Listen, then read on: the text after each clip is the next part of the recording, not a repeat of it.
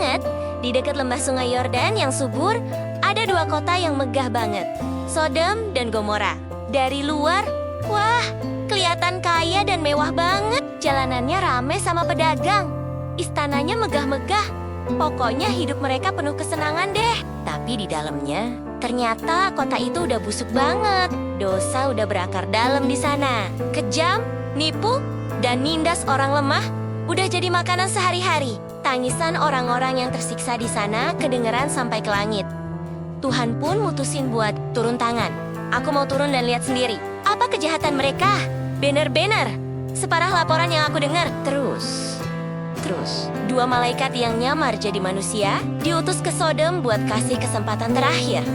Apa masih ada setitik aja niat buat tobat? Abraham yang denger ini langsung panik. Soalnya keponakannya Lot tinggal di situ. Abraham mohon-mohon sama Tuhan. Tuhan, apa engkau tega musnahin orang baik bareng orang jahat? Gimana kalau ada 10 orang baik aja di sana? Tuhan dengan sabar jawab, demi 10 orang itu, aku nggak akan hancurin kota itu. Malam pun tiba pas dua malaikat itu nyampe di gerbang Sodom. Lot yang lagi duduk di situ langsung nyambut mereka dengan hormat. Tuan, tolong mampir ke rumah saya buat istirahat dan cuci kaki. Lo tahu banget betapa bahayanya jalanan kota itu pas malam hari. Tapi bener aja, malam itu jadi mimpi buruk. Laki-laki seisi kota, dari yang muda sampai yang tua, ngepung rumah Lot sambil bawa obor. Mereka teriak penuh amarah. Mana tamu-tamu yang datang tadi? Keluarin!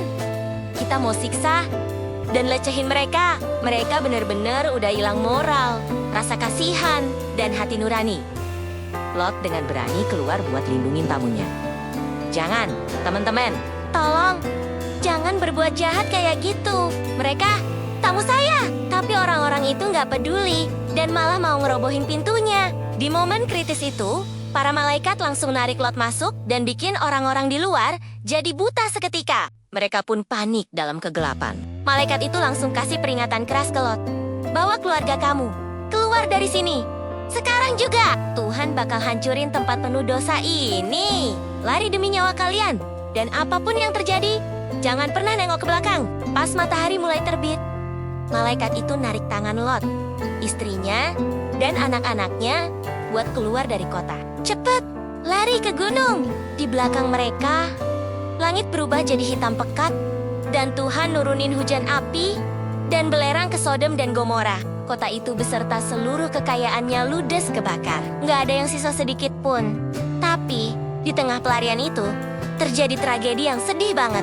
Istri Lot ragu. Mungkin dia kepikiran rumah mewahnya, hartanya, atau hidup enaknya yang dia tinggalin.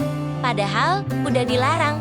Dia malah berhenti dan nengok ke belakang karena ngerasa sayang. Detik itu juga, badannya kaku dan dia berubah jadi tiang garam. Kakinya emang udah lari keluar, tapi hatinya masih ketinggalan di kota yang udah hancur itu. Lot dan anak-anaknya selamat dan sembunyi di pegunungan. Mereka kehilangan semuanya, cuma dalam 1 hari.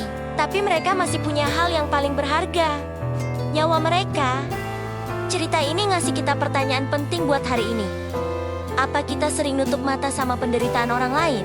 Pas Tuhan panggil kita ke jalan yang baru, apa kita berani maju tanpa terus-terusan nengok ke masa lalu? Kayak istri Lot, rasa sayang yang berlebihan sama hal-hal buruk yang harusnya kita tinggalin bisa bikin kita kehilangan masa depan.